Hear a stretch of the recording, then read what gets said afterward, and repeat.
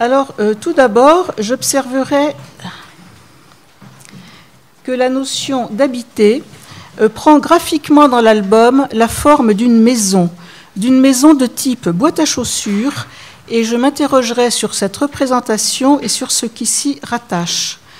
Puis, je chercherai ce que nous dit plus largement l'album de l'habitat et comment il se fait écho à des préoccupations actuelles dans ce domaine. Enfin, j'examinerai quelques moyens spécifiques mis en œuvre par l'album, de fiction ou documentaire, pour dire, montrer et faire vivre la notion d'habiter. Et pour terminer, je m'interrogerai sur l'album comme possible habitat lui-même. Alors, maison, donc, pour commencer. Bon, là, je triche puisque je commence par une image de film dont nous n'avons pas les droits, on les occultera sur la vidéo, mais qui parle à tout le monde. E.T. dit maison en pointant la lune. Images, personnes, attitudes qui ont marqué les imaginaires autour de ce mot maison, qui représente la quintessence d'aspiration essentielle. Restons sur Terre et intéressons-nous à ce que nous apercevons en bas de l'image. Pour les terriens, à ce mot « maison », une forme est assez spontanément associée. La voici. La maison de mi-fi.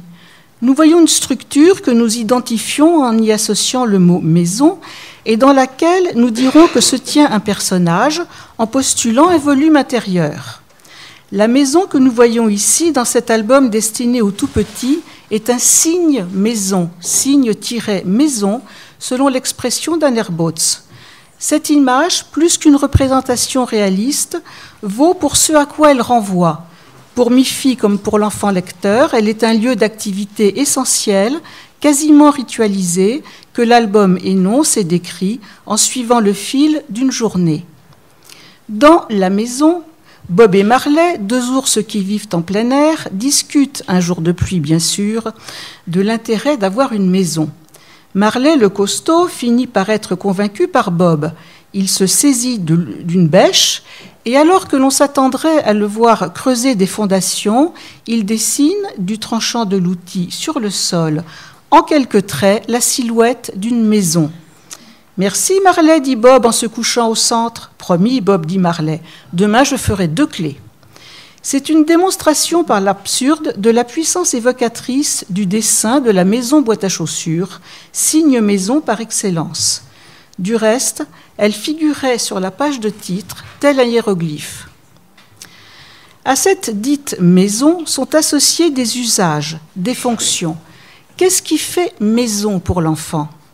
Cherchons la réponse dans « Le jour où nous étions seuls au monde ». Le jeune garçon qui raconte l'histoire n'a pas vu ses parents à la sortie de l'école. Il en déduit qu'ils sont morts. Conscient de la responsabilité de chef de famille qui lui échoit, il va chercher son petit frère à la crèche pour le ramener à la maison avec lui. Mais comme il n'a pas la clé, c'est dans le jardin qu'il va reconstituer le théâtre du quotidien. Il plante un bâton en guise de mât, y accroche son mouchoir, construit une cabane en planches, improvise un lit de feuilles mortes, bricole une télévision avec un carton dont l'ouverture figure l'écran, etc.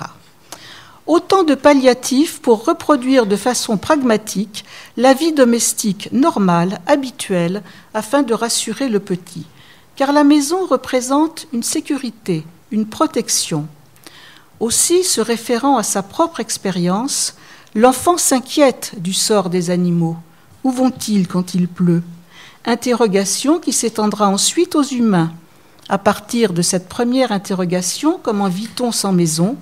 Cet album documentaire basé sur des reportages et des entretiens enchaîne les questions et donne des réponses qui permettent de comprendre les situations constatées et d'indiquer recours et actions possibles. Exemple de questions. Où dormir à l'abri ? Comment fait-on pour se laver ? Où Chopin et Daniel rangent-ils leurs affaires ? Mais aussi, à quelle adresse les sans-abri peuvent-ils recevoir du courrier ? Car apparaît ici, pour les plus grands, la notion de domicile qui se réfère à une identité sociale au-delà du clos et du couvert. Corrélée à la protection, il y a l'intimité, celle que la maison assure vis-à-vis de l'extérieur, même si à l'intérieur ce n'est pas toujours gagné. La petite cochonne parviendra-t-elle à prendre son bain tranquillement alors que dans un défilé incessant, tous les autres occupants de la maison ont quelque chose à faire dans la salle de bain et font intrusion? Car habiter, c'est aussi trouver sa place et définir sa relation aux autres. Des usages, des fonctions, mais aussi des aspirations. La maison que ce petit garçon dessine avec l'extraordinaire liberté que lui confère Maurice Sendak, qu'il a muni d'une craie ou d'un fusain, c'est une maison qui répondra à ses besoins, à ses envies et à toutes les pulsions de son imagination. Ce sera donc forcément une maison très spéciale qui reflètera son identité propre en devenir. Évoquons maintenant l'habitat, notion plus large, car il s'agira des conditions d'habitation.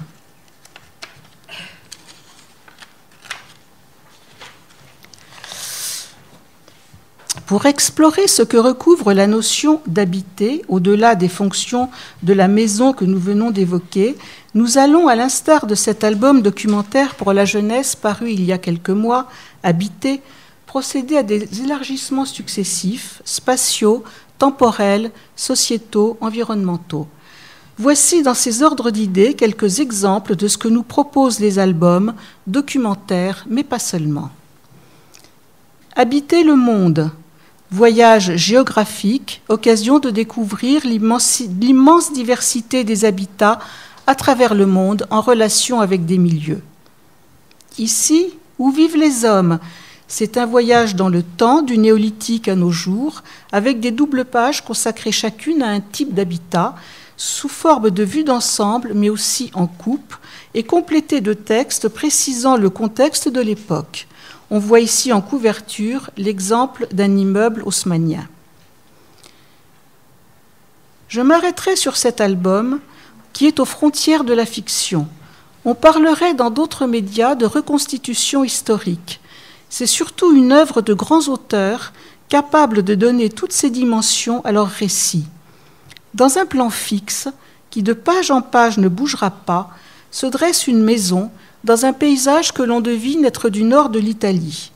Chaque double page nous fait avancer dans le temps et les siècles défilent ainsi avec leurs moments de paix entrecoupés de guerre ou l'inverse.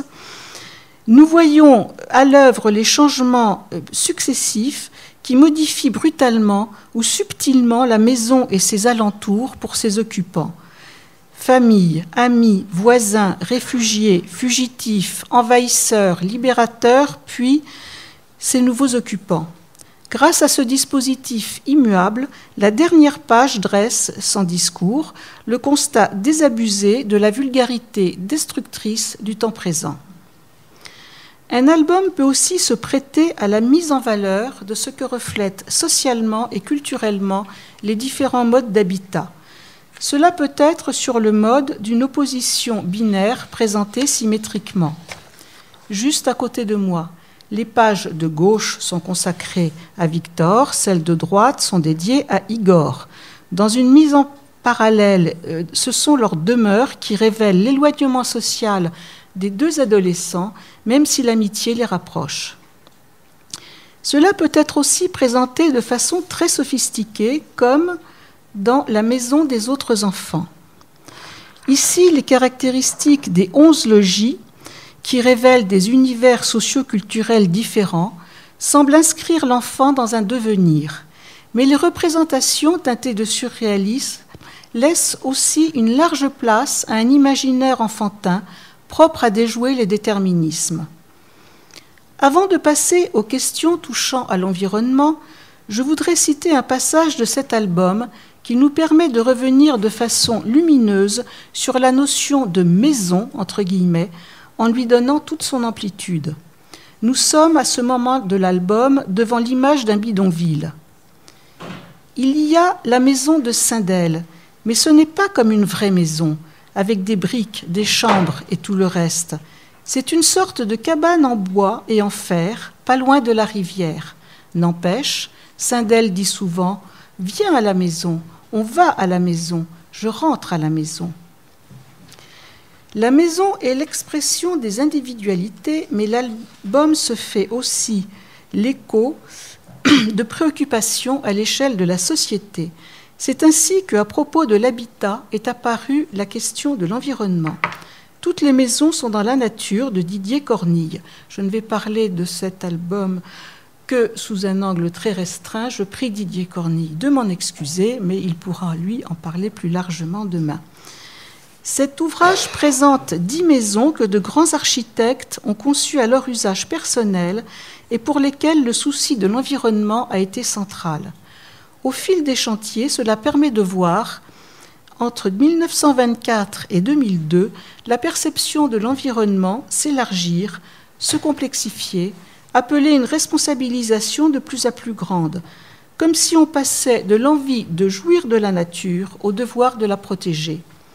Et dans la conception et la réalisation, on observe le passage de folie hédoniste, folie au sens que lui donne le vocabulaire ancien de l'architecture, à une réflexion sur des choix de matériaux et de techniques de construction répondant à des impératifs économiques et écologiques et propres à être reproduits à grande échelle, en particulier pour un habitat responsable ou d'urgence. Au niveau de la ville, le phénomène est le même. La ville quoi de neuf de Didier Cornille toujours.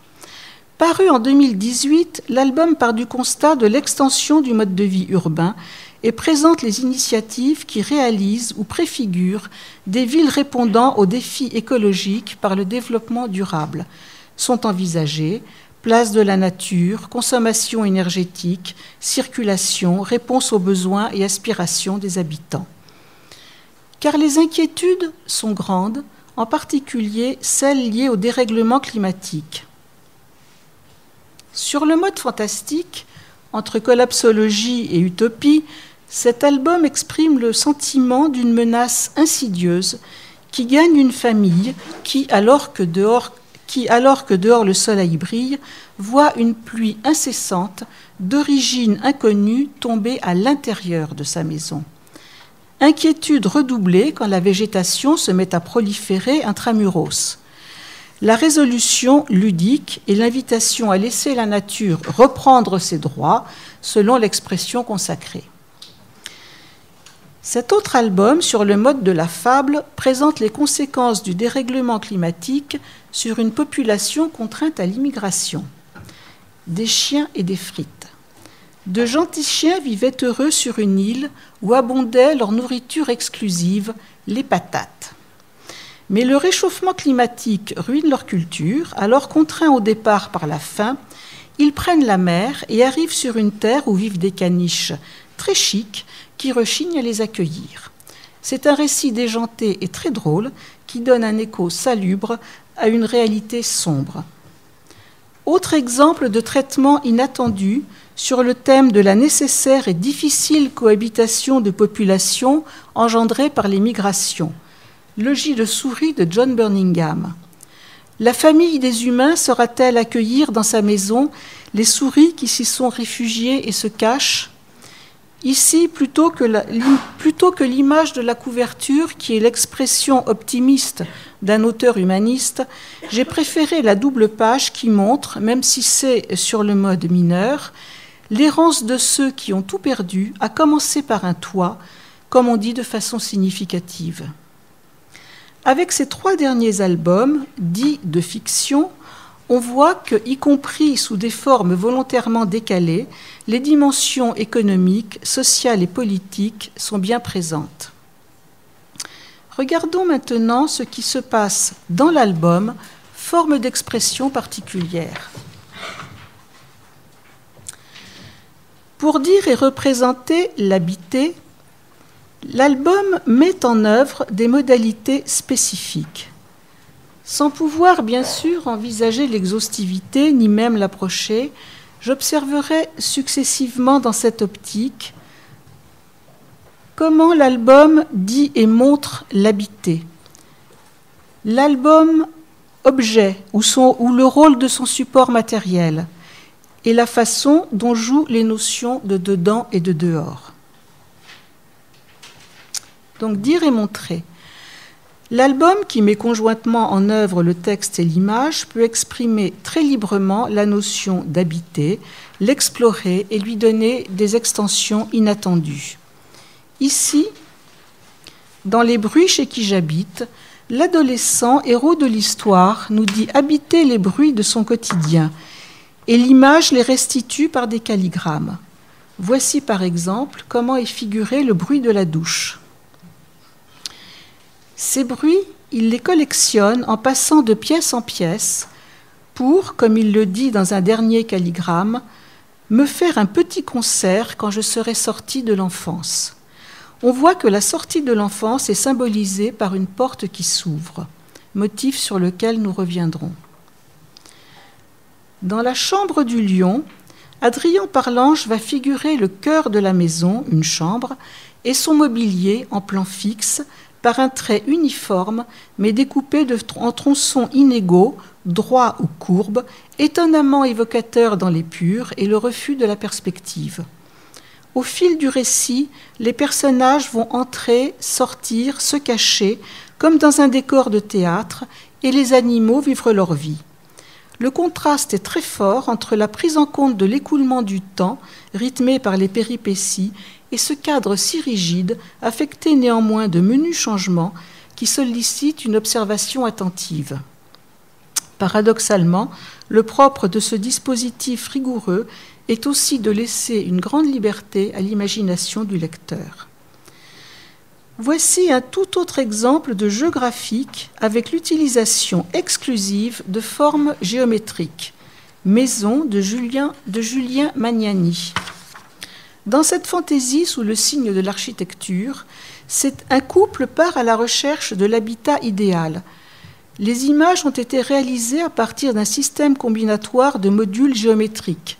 Les architectes y reconnaîtront une application du modulor de Le Corbusier. Les amateurs d'albums penseront, eux, à Nathalie Parrain par le choix des formes et des couleurs.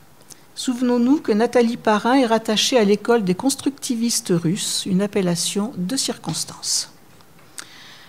Au-delà du formalisme, ces décompositions graphiques des habitats en éléments combinables peuvent être des invitations à jouer et à créer. Invitations à jouer comme ici, 1, 2, 3, maison. Au prétexte d'un livre à conter, Bernadette Gervais assemble progressivement les morceaux de ce qui va constituer une maison. Une porte, 2 cheminées, 3 lucarnes, 4 fenêtres, et procède de même pour l'environnement proche, 5 arbres, etc., pour terminer avec les 10 occupants. Le 10e étant l'enfant de la maison qui se révèle être le narrateur. Ouvrez les guillemets, et 10 avec moi, fermez les guillemets, dit-il fièrement. La maison s'est construite devant et avec le lecteur. Invitation à jouer ici, et là, invitation à créer. J'ai vu que l'ouvrage était là. Cabane. Là, dans un rappel des 3 petits cochons, ils sont 15 petits cochons qui vont au magasin de bricolage acheter des planches, des briques, des rochers, des feuilles de bananier, des blocs de glace et des poutres qu'ils vont combiner avec beaucoup de créativité. Et à leur exemple, l'enfant peut marcher dans les pas d'un grand architecte. Tadao Ando, c'est toi l'architecte. Dans l'album qui est en 2 dimensions, une difficulté réside bien sûr dans la restitution des volumes. Voici la solution choisie ici. La visite par Amsterdam. Architecte de formation, elle a composé les images de l'album à partir de photographies d'une maquette préalable, ajoutant des collages pour figurer les personnages et colorisant l'ensemble de façon très appuyée. Le résultat est à la fois réaliste et onirique, hyper réaliste même et onirique, et sert merveilleusement l'histoire de cette vieille dame solitaire dont la vie est bouleversée par l'intrusion d'un jeune garçon dans sa maison. Il existe aussi toute une production de livres animés qui crée le volume grâce à l'ingénierie papier. Après dire voilà Amsterdam à l'œuvre avec une partie de sa maquette.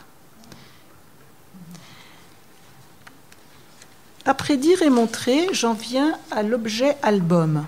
Intéressons-nous au support physique dans lequel s'inscrit le contenu. J'en ai retenu 2 caractéristiques. Un album présente une couverture que le lecteur va ouvrir et un assemblage de pages qu'il va tourner. Ouverture de l'album, tourne-page, la gestuelle qui initie et rythme la lecture aura pour la représentation de l'habité des implications particulières. Ouvrir l'album, c'est comme ouvrir une porte. Dans Lundi, Anerbots matérialise cela de façon poétique, si je peux risquer cet oxymore. Dans sa maison, esquisse réduite à un trait, Lundi attend les jours suivants, distrait parfois par la visite de ses amis. Les saisons passent et avec l'hiver arrive la neige qui va tout recouvrir, ce qui est figuré par des pages à bord perdu, puis par une page blanche, lisse, vierge de tout dessin, couleur, effet d'embossage du papier, vierge aussi de texte, contrairement aux autres pages de l'album, très travaillées, elles, y compris dans leur texture. Et puis le cycle recommence. Dans un entretien, Anerbots commente ainsi : « Pour la couverture, j'ai troué la maison, et la neige va envahir, et Lundi va disparaître. En ouvrant le livre, le lecteur crée le drame. » Fermez les guillemets. Le tourne-page qui va rythmer la lecture peut être utilisé lui aussi comme un ressort dramatique. Cache-cache cauchemar. C'est la nuit. Dans une maison à l'architecture moderniste matinée de kitsch, 2 adolescents passent de pièce en pièce, guettés par des monstres tapis dans l'ombre et qu'eux ne voient pas, contrairement au lecteur. La progression des personnages présente à la fois une continuité, celle d'une avancée angoissée, de gauche vers la droite, ce qui est aussi le sens de la lecture, présente aussi des scansions par le passage de pièce en pièce. Le tourne-page correspond à cette organisation du suspense. Que réserve la pièce suivante, la page suivante ? La dernière double page nous montre, vue de la fenêtre de la chambre de la petite fille qui s'est enfin endormie, les monstres qui enlèvent le jeune garçon qui niait leur existence. Qu'est-ce qu'ils font au jeune garçon ? Excusez-moi de vous couper. Qu'est-ce qu'ils font au jeune garçon ? Ils l'enlèvent. Et ils l'enlèvent. Ah, carrément. Ça se termine pas bien. Ainsi, cette dernière double page nous permettait opportunément d'introduire une réflexion sur le dedans et le dehors. L'habitat ménage un dedans, tout autour existe un dehors. Alors examinons les prises en compte des ouvertures, portes et fenêtres, et principalement et plus globalement le mouvement entre intérieur et extérieur et leur rôle dans la narration. Nous avons vu beaucoup de portes, la porte imaginaire de Bob et Marley, la porte de la salle de bain ouverte intempestivement, celle fermée à laquelle se sont heurtés les deux enfants réfugiés dans le jardin, la porte symbolique du passage à l'âge adulte d'un adolescent, la porte, élément premier du livre à conter de Bernadette Gervais, etc.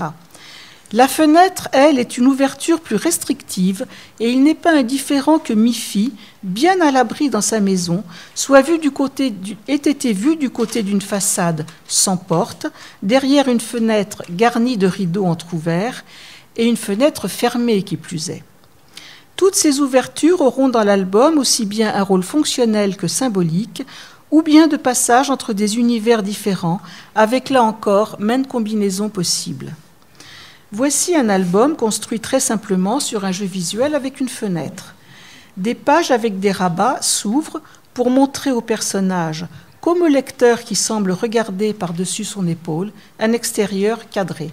Ces pages alternent avec des pages où le dehors se révèle à fond perdu dans sa plénitude.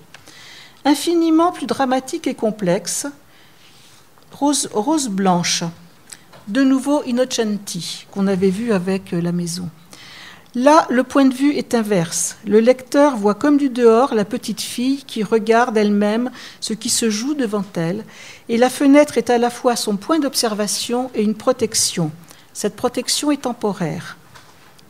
Sur cette couverture d'une édition postérieure, le choix est fait d'avoir la porte de la maison dans le champ visuel. Et on voit que la petite fille est sortie affronter le danger. Et nous savons que la population qu'elle va rencontrer est parquée dans un camp où des baraquements sont les prémices de la déportation et de l'extermination. Avec Fuit-Tigre, nous verrons le mouvement inverse. Tout autre est la fenêtre de Kenny. Comme dans Max et les Maximonstres, la fenêtre de la chambre, lieu du sommeil et du rêve, ouvre sur un dehors qui se transforme en espace imaginaire pour Kenny. On sait l'extraordinaire ampleur que Maurice Sendak a donnée dans son œuvre à ces dispositifs, lui qui dit avoir découvert le monde de la fenêtre sur cour de sa chambre d'enfant. Ouverture, mais aussi mouvement, passage. Pour dire les mouvements entre dehors et dedans et leurs enjeux, voici Fuit-Tigre. L'album retrace la course éperdue de Tigre qui cherche à échapper à son territoire en proie aux flammes. Il atteint la ville. Dans les rues hostiles, il est traqué et va d'abri de fortune en abri de fortune. Diminuant progressivement de taille, il entre dans une maison par la fenêtre et non par la porte, puis dans la chambre de l'enfant, puis dans un château fort miniature, jouet posé sur une étagère. Le petit garçon qui le découvre convainc ses parents de l'accueillir. Rassuré, Tigre reprend sa taille, peut de nouveau affronter un extérieur devenu moins menaçant et trouve sa place dans une chaleureuse communauté d'animaux cachés eux aussi et d'hôtes bienveillants.